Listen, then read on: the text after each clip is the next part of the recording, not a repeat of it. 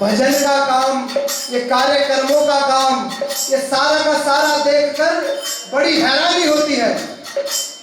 क्या हैरानी होती है?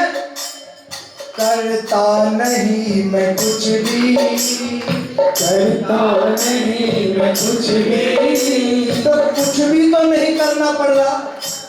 दरबार हो, गद्दी हो, भजन हो, कार्यक्रम हो, करता नहीं मैं कुछ भी, करता नहीं मैं कुछ भी, सब काम हो रहा है। करता नहीं मैं कुछ भी, सब काम हो रहा है। अरे मेरा आपकी कृपा से सब काम हो रहा है। मेरा आपकी कृपा से सब काम हो रहा है। अच्छा, काम के हिसाब से काम बांट दिए, क्योंकि शक्ति एक थोड़ी है। ये माँ बैठी है ना, मंदिर का काम इन्हें सौंप दिया कि माँ तेरा मंदिर तू जान, तू बनवा। कैसे बनेगा, कहाँ से बनेगा, कब तक बनेगा, हमें क्या मतलब, हमारा काम ही नहीं है, काम तो तुम्हारा है। अपने आप रास्ता निकाल माँ और अपने आप काम करके दिखा। तो बोलो चीड़ माता की जय, बोलो विराटनगर वाली माई की जय। यहाँ से एक उपाय और ले जाओ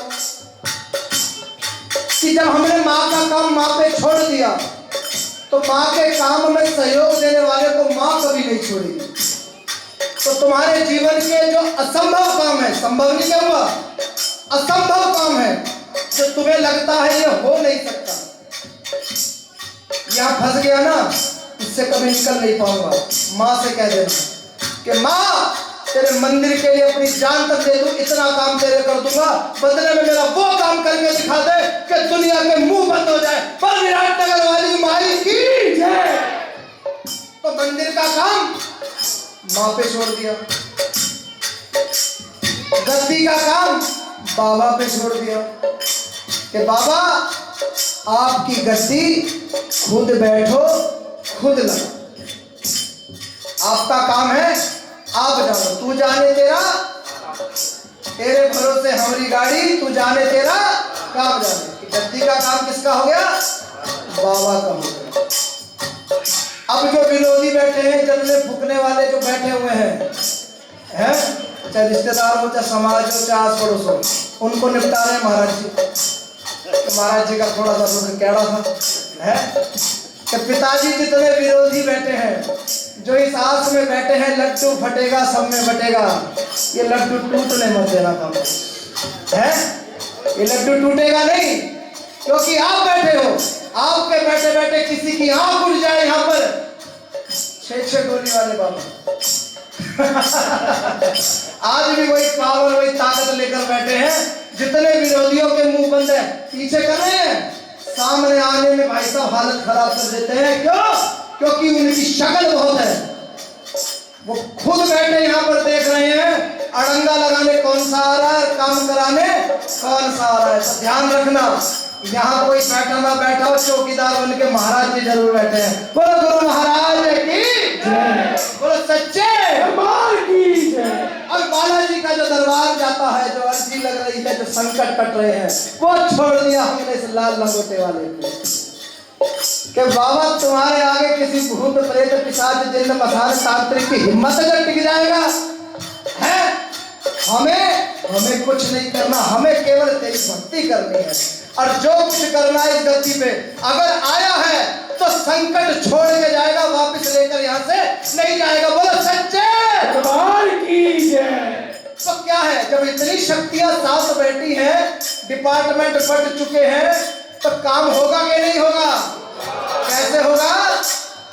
तुम साथ हो जो मेरे, इस चीज की कमी है। तुम साथ हो जो मेरे, किस चीज की कमी है। किसी और चीज की अब सरकार भी नहीं है।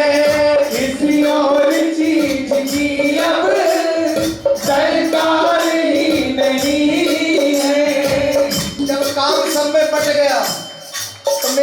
बचा? तेरी वजह से बाबा, तेरी वजह से बाबा, और तेरी वजह से मैया, तेरी वजह से मैया आराम हो रहा है मेरा कृपा से सब काम हो रहा जय श्री राम। कहते हो तुम ये रघुवर, करते हो मेरे रघुवर, कहते हो मेरे रघुवर, कहते हो मेरे रघुवर, ओ करते हो तुम कन्हैया, कहते हो तुम कन्हैया, अरे करती हो मेरी मैया, कहती हो मेरी मैया, मेरा नाम हो रहा है मेरा आपकी कृपा से सब काम हो रहा है, मेरा आपकी कृपा से सब काम हो रहा है, मेरा आपकी कृपा से सब काम हो रहा है। करते हो तुम ये रघुवर, करते हो तुम ये रघुवर, मेरा नाम हो रहा है, मेरा आपकी कृपा से सब काम हो रहा है, मेरा आपकी कृपा से सब काम हो रहा है। तो प्रभु श्री राम को हनुमान जी ने क्या कहा कि क्या किया, किसने किया? आपने किया महाराज। आपने तो व्यवस्था बैठा रखी थी सारी। कौन याद दिलाएगा, वहां जाके कौन मिलेगा, कौन पता बताएगा, उस पते पे जाकर क्या सिरजटा हमें आदेश कैसे बताएगी, सब तो व्यवस्था बनाकर पहले ही बैठे हुए थे। पूछने की भी क्यों परेशानी उठा रहे हो महाराज? माता के दर्शन में कराया। बोलो जय श्री राम। वाकई में भगवान है भाई, विष्णु जी के अवतार है प्रभु श्री राम, परंतु मानव धर्म से बंधे हुए हैं, मानव शरीर में बंधे हुए हैं। कि आदमी के जीवन में जो संघर्ष है वो भगवान ने आदमी बन के ही जाना है। पिता से बिछड़ने का दुख क्या है, ये मनुष्य बन के जाना है। माता से बिछड़ने का दुख क्या है, पत्नी से बिछड़ने का दुख क्या है, लव कुश संतान बाहर भी पड़ी हुई, संतान से बिछड़ने का दुख क्या है, भगवान ने कब जाना? मनुष्य बनकर जाना। तो हमारे जो मनुष्य, तुम्हारे मेरे जीवन में जो विपदा चल रही है, जो समस्या चल रही है, तो भगवान को नहीं छोड़ा है। इन समस्याओं ने भगवान को पीछे नहीं छोड़ा, तो हमको कहां से छोड़ देगी? तो हनुमान जी ने जब बताया मैं माता से मिलकर आया हूं, राम जी की आंखों में आंसू आ गए कि मिल आए, कैसी है मेरी सीता, है कुशल से तो है।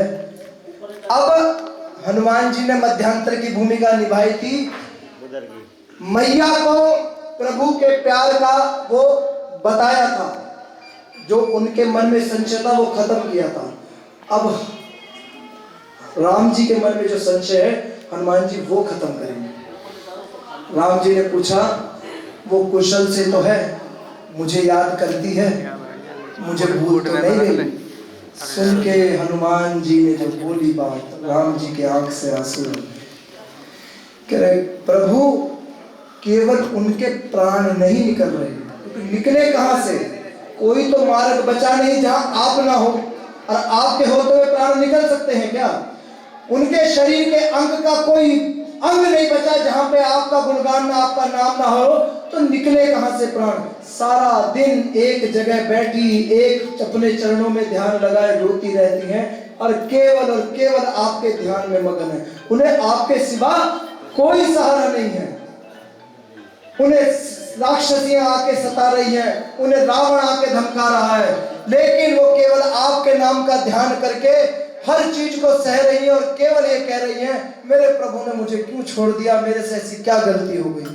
उन्होंने क्षमा मांगी है आपसे। उन्होंने कहा है भाई लक्ष्मण जी से मेरी क्षमा मांगना, मैंने उनकी बात नहीं मानी, मैंने उनको बोला, उनसे भी क्षमा मांगना। लक्ष्मण जी से क्षमा मांग रही है सीता माता। राम जी के चरण छू के उनसे क्षमा मांगना कि मेरी गलती हो गई कि तुमसे अलग होते ही मेरे प्राण नहीं निकल गए, नहीं तो आपसे अलग होते ही मेरे प्राण चले जाने चाहिए थे, नहीं जा पा रहे प्रभु, इतनी दुखी है, इससे ज्यादा कहूंगा तो आपको दुख होगा। तो ये समझ लो कि वो बिना कहे ही सही, क्योंकि कहने से आपको उनकी विपत्ति बताऊंगा तो आप और दुख मानोगे। तो मेरे से और मत कहलवाओ, बस ये समझ लो कि बिना कहे सही, मैं कह नहीं सकता। तो ये होता है, स्त्री या नारी या पत्नी या माँ, ये किस चीज से परेशान है ना, ये बात पुरुष को कभी समझ नहीं आता, क्योंकि पुरुष हर चीज के समाधान में लग जाता है कि इसको समस्या, इस समस्या का समाधान ये है।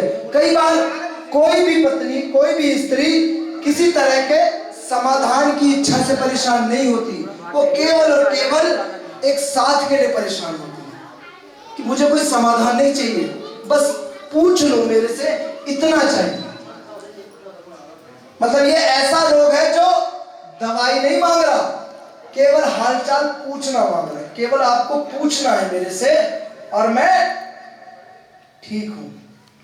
ये बात पुरुषों को समझ में कभी नहीं आ पाती कि तुम्हें वहां जाकर, या कोई नाराज है, कोई झगड़ा चल रहा है, उसका समाधान ढूंढते हो आप लोग कि इसका समाधान क्या करें। समाधान की जरूरत ही नहीं है, क्योंकि समस्या ही कुछ नहीं है। समस्या क्या है? केवल पूछना है, क्या हो गया, क्यों हो रहा है, क्यों दुखी है, छोड़, क्या हो गया, यही करना है।